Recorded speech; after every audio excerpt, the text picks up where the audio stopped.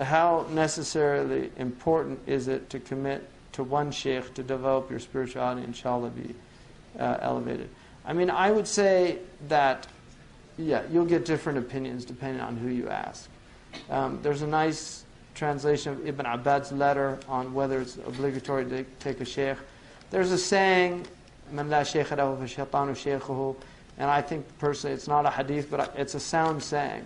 Whoever doesn't have a shaykh, shaytan's his shaykh.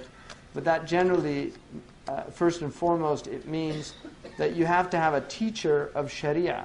You have to have somebody that teaches you the religion. When we visited Shaykh Mimmar the other day for some of the men that were here, what did he keep saying? Get teachers, even if you have to pay them. Have teachers. You need teachers to guide you. You need to have sources of knowledge, those things. In terms of spiritual advancement, they're definitely, if people are having spiritual experiences and things like that, it's good to have people that know what they're doing. Suhba is also good. Many of the shuyukh of this period, like Shaykh Ahmad Mashur al-Haddad, who I studied with, Dr. Umar studied with, Sidi Abdul Hakim Winters studied with, he was of the opinion that the idea of taslim was over. You know, surrendering yourself to a shaykh completely. This wasn't its time. And there's a lot of dysfunctional aspects in a lot of relationships that happen. So there are problems within all these systems. And surrendering your sovereignty, you have to be very careful about that, who you're going to give your sovereignty to. Some people demand a lot. You know, there's a poem by Robert Frost. They say the truth will make you free. My truth will make you slave to me.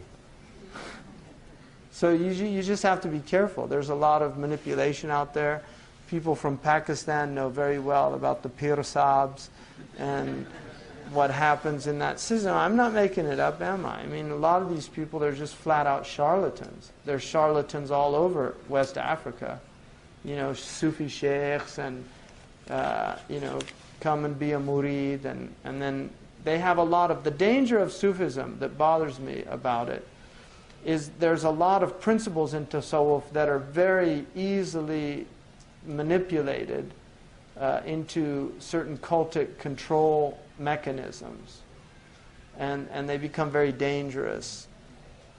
I think for those of us in the West, we come from a tradition of individual sovereignty and independence of self, and I personally believe those are very high Islamic characteristics and qualities. I think a lot of the problem in the East is all this slavishness and devotion and obsequiousness to, you know, the Grand Master, Puba, whoever. I mean, if you want my personal opinion, I do believe that. That does not mean that I don't show the utmost respect to my teachers. I do. Shaykh Abdullah bin Bayyah is my teacher, and, you know, I would be very hesitant to ever.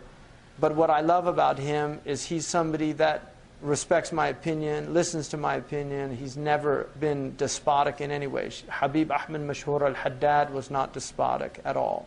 He didn't get angry at people. He didn't abuse people. Those are the teachers that I had. Sifadur Harawi was like that. And so you just have to look to people, observe them. I would be really careful. That's all. You have to be very careful. There's a lot of people, and then there's some people that are not charlatans. They're either deluded, or they're trying to keep something alive that's important to keep alive, and they have their own limitations.